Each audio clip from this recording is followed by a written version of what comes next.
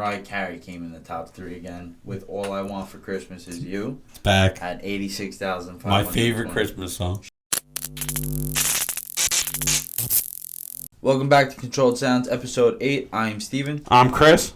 Did you get a chance to listen to Metro Boomin's latest album? No, I did not. Oh, really? No, I only listened to like 2 songs on it. It's actually pretty badass. He got to sample. You ever watch The Boys? Yeah, I've seen The Boys. Yeah, Homelander from The Boys. He sampled him on the first song, and it was the transition into the song with him and Future and Chris Brown. Oh, that's crazy. That's crazy. Yeah, that's crazy. Metro Boomin's like one of the best. Yeah, I heard he sampled like a song from back in the 90s too. Yeah, The Weeknd, the song with The Weeknd. Yeah. I mean, Metro Boomin released Heroes vs. Villains last week, and Babyface Wright released Mob last week. Finesse 2 Times released 90 Days, and Young and Aces released Survivor of the Trenches. NBA Youngboy and Quando Rondo's first week sales for 3860 came in at number 49, selling 14,397. Oof, that's bad. I think that's horrible. I thought it was going to be higher than. I thought it was going to be at least 20,000. I thought that's bad. Personally, I think that's bad. If Metro Boomin sells 140,000, NBA Youngboy 10%. Yeah, and NBA Youngboy is one of the biggest artists out there. Steve, if the argument is made, he's much bigger than Metro Boomin. But they're blackballed. That's fair. They're not on any playlist. No, that's fair. Steve, that's totally fair. But if you have difference. fans should be listening. All right. Fair enough. Did you see the top 3 songs that made the most revenue last week? No, I did not. Drake and 21 Savage's Rich Flex made $135,351. Taylor Swift's Anti-Hero made $119,866. And then Mariah Carey came in the top 3 again with All I Want for Christmas Is You. It's back. At 86,500. My favorite Christmas song. She fucking makes bang every Christmas. I think it goes number 1 in the UK every year during this time. Yeah, depending on her record deal, she could be making so much money in residual money every fucking Christmas. It's my favorite song. Did you see that Bobby Shmurda tried clearing the air for Roddy Rebel? No, I didn't see what Bobby said. I saw what Roddy Rebel said. But Roddy went to Instagram and stood on what he said. Oh, really? That's crazy. I felt like that shit came out wrong. He meant it in a good way, like that. He wished that none of that shit would have happened because he's a fan of both. You know what I'm saying? But sometimes you can't talk on other people's shit, period. So, bro, I mean, Roddy was in the wrong for that, you know what I'm saying? You gonna check that, you know what I'm saying? But he didn't mean it in the wrong way. Right. He came from like a big bro looking at, not a big bro, I ain't gonna say big bro, pardon my words. An older black guy looking at young black guys and liking both of their music. Right, and wishing it. If that happens, that's gonna happen all the time. Like that shit happened with Tupac and Biggie. I'm pretty sure a nigga said something. He is right, though. I don't worry about none of that. Like, fuck you too, then. You know what I'm saying? Right. So it's like sometimes some niggas' emotions don't come out. So when emotions is hot, you don't want to talk on situations. He's just trying to stay neutral. It's not the same, bro. There's no morals in this shit. Right. I mean, so it's like everybody that's dying nowadays because it's no nigga to be like, nah, not for it. I'm sorry. Yo, got had. Right. When King Von died, the little Tim nigga, he had to get up the car and start squeezing right away. Right.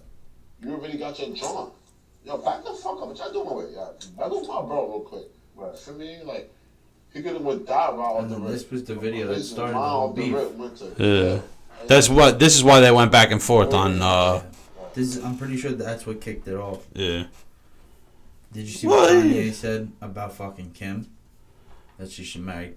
Nah, I didn't see what he said. You have someone who loves you, put us first, put your children first, and it's demonic blocks bringing her into traumatic, everything. She was pushed into the sex tape. She's pushed into saying that she had sex with Pete Davidson in front of a fireplace. Hulu does not love you, Kim. Disney does not love you, Kim. Come home, Kim. Come home to Christ. Go to God. Go to Jesus, because you saying you might not marry somebody. Great. Go marry Tom Brady. Whatever you want to do, but get married and use your platform as an influence to keep families together. Don't let the devil use you. Yo, he ain't wrong though. Like he ain't wrong, but like you can't be saying all that. He's on a fucking episode, so I mean, we don't want to give too much attention. No, we don't. Alright, so since we're coming to an end in 2022, what's your favorite song? Or what are your favorite songs of this year? I liked Rich Flex with Drake and 21 Savage. Anti-Hero is pretty good. Eli Frost, Bad Days with Sleepy Hollow is pretty good. And I also liked Lil Durk's What Happened to Virgil. That was a good one. What about you? It's a good list. I liked Wait For You by Future, featuring Drake and Thames. That's a great one. I like Churchill Downs by Jack Harlow, That was a very good one too. featuring Drake. 7:12 p.m. by Future. And then I really liked the Stranger Things song, Running Up That Hill. That was a good one. Yeah, I like that one. That was such a... And then my favorite song of the year is probably... Those are all like honorable mentions. My favorite song of the year was probably Super Gremlin by Kodak Black. So, got it. Yeah, I think mine was Bad Days with Eli Frost featuring Sleepy Hollow. I think that was my top. That was top tier for me. No, that's fucking... That was top really tier. good song. What about you? What was your favorite album? My favorite album was either Her Loss or I Never Liked You was a really good one by Future. Pusha T, It's Almost Dry was a really good one. And then obviously Kendrick's Miss Them Around, the Big Steppers. What about you? The Golden Child by Eli Frost. I actually listened to that album a lot. I did like this. The Apple Music did like the replay, recap? Yeah, and yeah. that album I actually listened to a lot. That's I awesome. liked Her Loss too, but I don't know. I like the Golden Child better than I did Her Loss. Like overall, I go back and listen to it more. Who would you say your favorite breakout artist of this year was?